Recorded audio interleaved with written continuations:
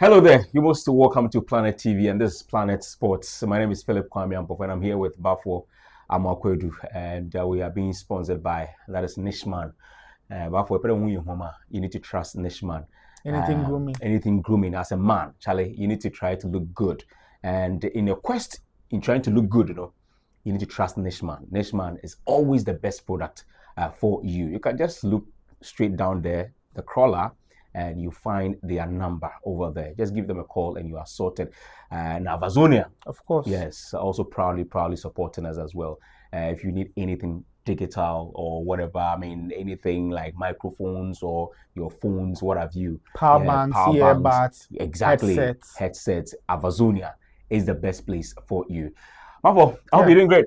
I'm good, Philip, and you? All right, I'm also doing well. Where else to start from? Down the Bernabeu. I mean, it was a great game yesterday, and personally, at some point in time in the first half, I was thinking there's going to end in a draw because of how Tudor handled Real Madrid. That's Xabi Alonso's Real Madrid, but it was Jude Bellingham who, in fact, had a rebound from Vinicius Junior's ball that struck the post. But what was your general assessment in that particular fixture? Well, I think it was a very poor first half display by both teams. Myself, I agree with you. A very boring game, I must say. And I feel Juventus actually did not take their chances because in the first 20 minutes, I think that they had an upper hand over Real Madrid in terms of the chances created and then intent. They look like a stronger team on the field. Technically, they look like a superior over Madrid. And because of Alonso's I will not say stubbornness, but probably he's inclined to his game and how he wants to play. Maybe he sees himself as a very long-term manager for Madrid because I do not understand why you saw Juventus being a threat to you all the time, yet you still decided to play the flat three midfield.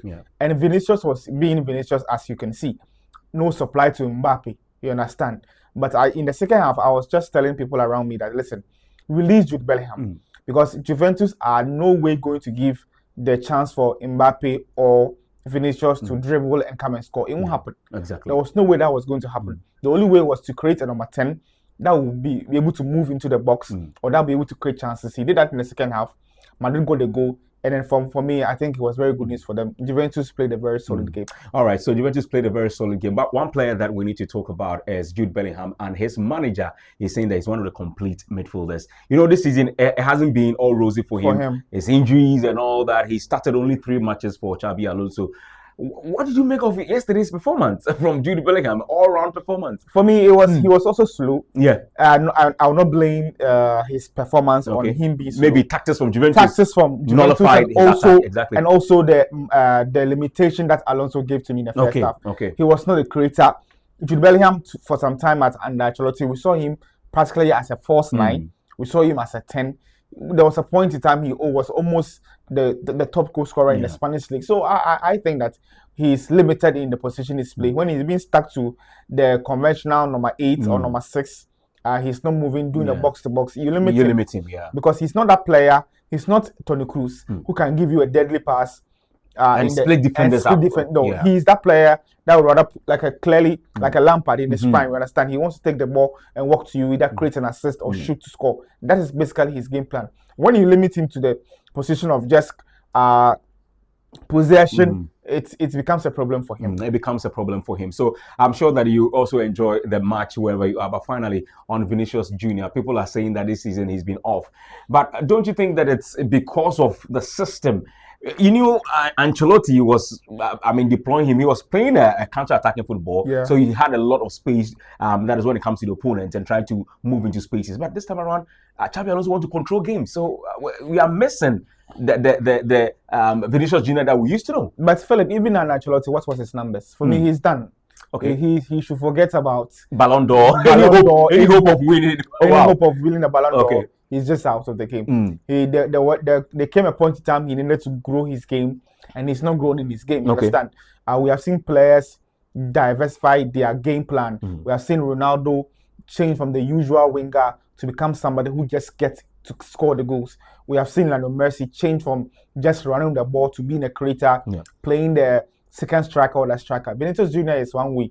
He gets the ball because of his pace, lightning pace, useless decisions. You understand? Yeah. So for me, I think that it has nothing to do with, the tactics of. It has to be him. He has not developed his game. He's a fine player, good on the ball, but for me, he hasn't grown here. He hasn't matured in how he wants to play football. But for surprisingly enough, the Champions League, quite unprecedented, 71 goals in the match day 3. That was huge. That is huge. And I don't know what you make of it, but one player that we can't stop talking about when it comes to goals is Harry Kane, and he had his 20th goal of the season. And it looks as if things are becoming rosy for him as we speak. England have their number 9 getting things going. Well, I think that with Harry Kane, he's somebody that is just unfortunate. I see him as a world-class striker. Okay. I think the very best in his position currently. It will be very difficult to actually say that somebody's actually better than him. You understand? So I think that it's unfortunate that somebody like Dembele Usman will win the Ballon d'Or over people like Harry Kane. It's so unfortunate. So unfortunate. But I think that he's a super striker. It's very good that he will end his career with trophies. Yeah. Something to talk about. It could be very harsh for the English team the day he retires to talk about everything he's achieved on the field of play without laurels, without titles, without any achievement apart from goal scoring and breaking records. So for me, it's good that he's a candidate of championship in the German league. He's already won it last season.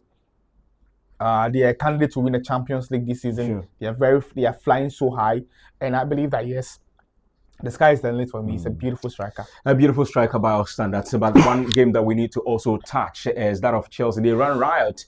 That is over Ajax Football Club by beating them by 5 goals to 1. The 13th minute, Ajax got themselves red card, which wasn't which made the game a bit difficult for them. But Chelsea, through McGee, started the goal scoring spree. But on the night, 3 teenagers. It hasn't happened before in the Champions League. Let me put this on record. 3 teenagers had to score on the night. George had to score together with Estival and McGee. Beautiful day for Chelsea. Well, I will not say that the red card became a problem for us. I believe that Chelsea had over quality over them. If you are looked at the last 5 matches for AS, they have just had a win and then 2 draws in there, 2 losses in there. So even in domestic football, they're not high flying like that. Exactly. On the field of play, even Chelsea not starting their full set of players. I think that even those who started the game will either match them or probably be even bigger than them in terms of quality. So it was just a moment of Chelsea displaying their quality even in terms of their bench or in terms of their teenagers. Heitinga before the game said that he's not seeing a bag of money score goals. But yesterday he saw bags of money scoring goals in there. So for me, I think that it's brilliant for Chelsea to have gotten that they needed such points so badly. Okay, so they needed such points so badly. As we are wrapping up on the Champions League, if you look at the league standings, PSG, they are occupying the top position. Arsenal as well. Is this the year for Arteta? People are really talking about Arteta, and they're occupying the same spot with PSG, 99 points. They are the team that record 100% after the first 3 games. Is Arsenal the new ish?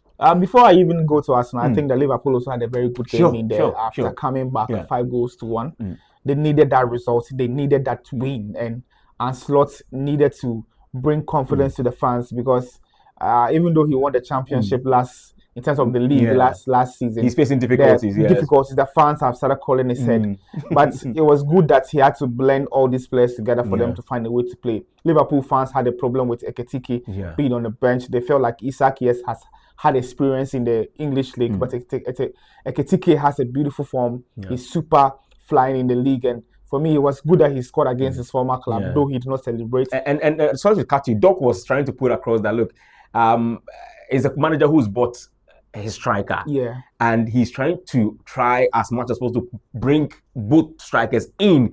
And how this is going to work is going to be very difficult because he cannot say that you are putting Isak on the bench and play Ekitike as well. So probably Isak's injury is a sign of a good mark for him going forward. And also Florian Wirtz also getting 2 assists at his goal contribution into the game.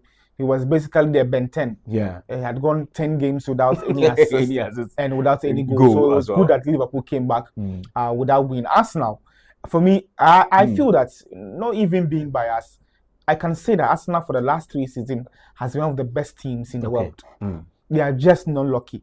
That they are not winning trophies. They are just not winning trophies. Performance-wise, they are good. But for me, in the last 2-3 seasons, this Arsenal team has been super.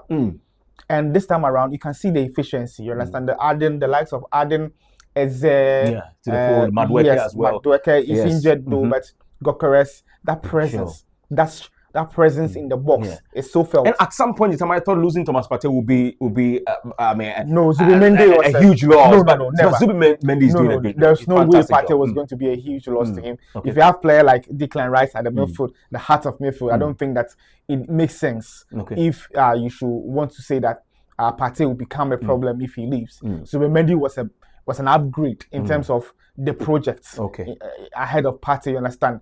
Declan Rice is a midfielder that can hold forth for Arsenal. But this time around, Kai Havertz was not felt because there's a presence in the box. Last 2 seasons, you could see that they were creating the chances, but because of Kai Havertz movement, they were not getting the goals. But this time around, they are dangerous in set pieces. This Arsenal, one show, buga, one show. they have so many ways of winning. That's why they are calling them the new Talibans. They'll find every means to defeat you. And for me, that's a good source. So finally, are they firm favorites for this year's Champions League? For me, even in the league, they are favorites to win the league. Okay, so thank you very much. So that was a wrap of the UEFA Champions League this week. It promises to be an exciting one in the match week 4, but this match week 3 had 71 goals. Can you imagine that? We're out of here. My name is Philip Kwame Ampofo, and I did that with Bafo Amakwedu. Stay.